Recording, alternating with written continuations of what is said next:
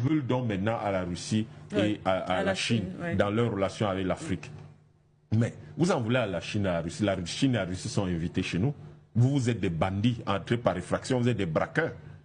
C'est pour ça que je dis toujours aux gens, nous n'avons aucune relation avec la Grande-Bretagne, nous n'avons aucune relation avec la France, à moins que l'agression soit considérée comme une relation. Mais j'aimerais qu'on aille raconter ça à toutes les femmes qui sont violées, si l'agression est une relation. Si les femmes qui sont violées viennent me dire que l'agression est une relation, ben, je ne vais plus parler. Je vais considérer que, ah ouais, il y a quelque chose que je ne comprenais pas, je viens d'apprendre une nouvelle chose. Mais l'agression, jusqu'à date, n'est pas une relation. Donc nous n'avons aucune relation avec ces gens-là. Et je n'ai jamais compris leur histoire d'un nouveau pacte, une nouvelle... Mais on n'a aucune relation avec des gens qui nous agressent. Si vous prenez un pays comme le Cameroun, vous prenez un village comme Yonga-Dima qui a disparu de la surface de la planète, 8000 morts en un jour, ça s'appelle être en relation avec quelqu'un? Mais attendez, je ne sais pas comment on arrive à formuler ce truc-là dans la tête de la plupart des gens. Comment nos diplomates arrivent à formuler ce truc? Comment nos dirigeants arrivent à vivre avec ça? Des gens qui ont massacré un petit village comme Ekité. 500 morts en 15 minutes.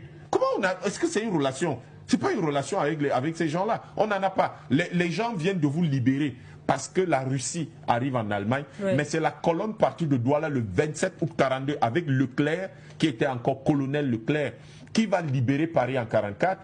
Et les Français, d'abord quand faut faire la marche triomphale dans Paris, déshabillent les soldats camerounais et africains et habillent les clochards, les SDF français. La France n'a pas été capable de mobiliser 60 000 hommes. Ils ont mobilisé un peu plus de 50 000 hommes pour la Deuxième Guerre mondiale. L'Afrique, à elle, tout ça a mobilisé près de 200 000 hommes et c'est eux qui ont libéré la France. C'était les chars à canon.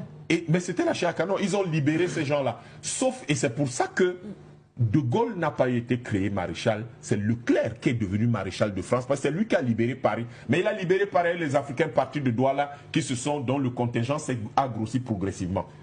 Cette France ne peut pas le reconnaître et elle vient donc dire que la Russie et la Chine ne vont pas apporter de solution. Mais de quoi elle parle? Vous avez un petit pays de 66 millions d'habitants, vous parlez des gens qui ont mis en place un système qui en 70 ans a sorti 1 milliard de personnes de la misère.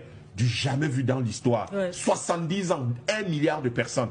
Et c'est des gens comme ça à qui vous parlez. Vous avez la Russie, un pays qui a 20 ans d'avance en matière scientifique et technologique sur vous. C'est à ces gens-là que vous dites qu'ils ne peuvent pas apporter des solutions. Mais il y a un gros problème sur vous. La Russie dispose aujourd'hui de 3 000 milliards de dollars de réserves de change. La France en a combien?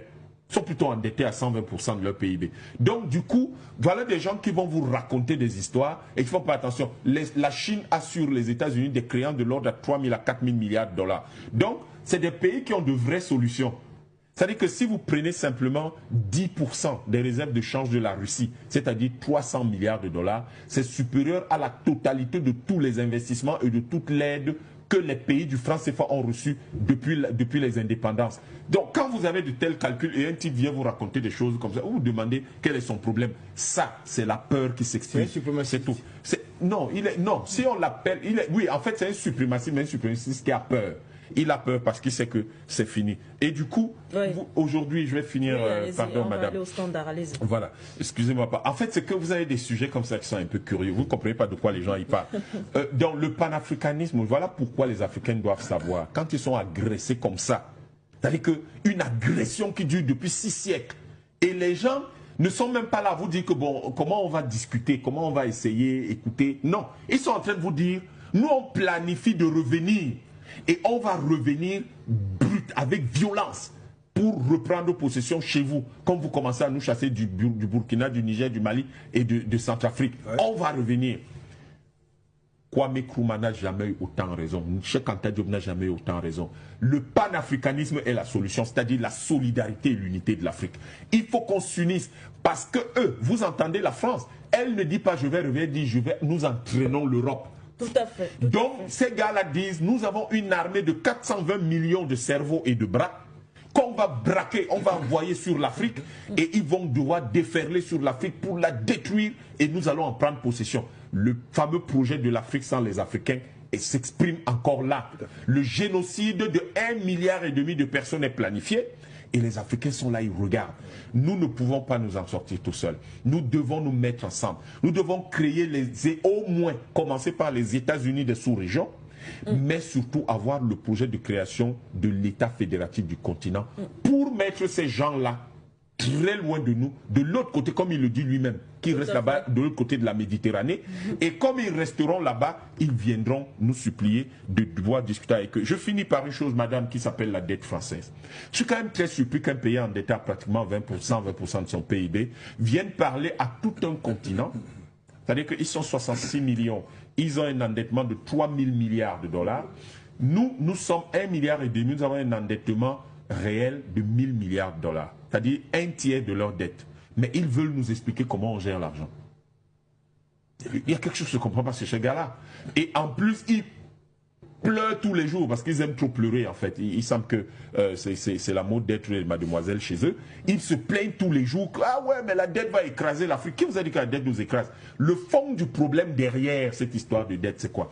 C'est que l'Afrique, qui aurait dû gagner en 2021-2022 à peu près 30 000 milliards de dollars pour les exportations de matières premières, faisant de nous la première puissance économique du monde. C'est pour ça que je dis toujours, il y a un certain monsieur Thiam là, qui est en Côte d'Ivoire, le président du PDC, il dit, attention, l'Afrique n'est pas potentiellement riche, monsieur. Ouais. L'Afrique est réellement le continent le plus riche. 30 000 milliards de dollars en 2021, c'est supérieur au PIB de la Chine. Et donc, nous aurons dû être le continent le plus riche. Malheureusement, tout ça nous a été volé. Et nous nous retrouvons avec un PIB nominal qui est équivalent à celui de la France, 3 000 milliards de dollars, et un PIB pour parité de pouvoir d'achat de l'ordre de 6 800 milliards de dollars, dont les gens nous volent, au point que notre PIB ne représente même pas 10% de ce qu'ils nous volent. Nous devons savoir que ce que ces gens-là craignent, c'est de ne plus pouvoir nous voler. Comme ils savent que si l'Afrique se met ensemble, si les Africains se mettent ensemble, l'Afrique s'unit, ils ne pourront plus nous voler. Et comme ils ne pourront plus nous voler, ils seront dans la misère. Ils seront dans la misère. Mais il y a quelque chose chez les Africains. Je dis toujours, ils ne comprennent pas l'Afrique, ne connaissent même pas l'Afrique. Nous ne sommes pas contre eux. À la limite, ils sont plutôt méprisables à nos yeux, mais même le mépris, nous avons cessé de l'avoir pour eux. Nous disons simplement, nous devons être pour l'Afrique, pour la solidarité de l'Afrique, pour la réorganisation de l'unité politique de l'Afrique, pour la reconstruction de notre puissance et de notre prospérité, et ce qui nous permettra donc d'avoir la sécurité dont nous aurons besoin.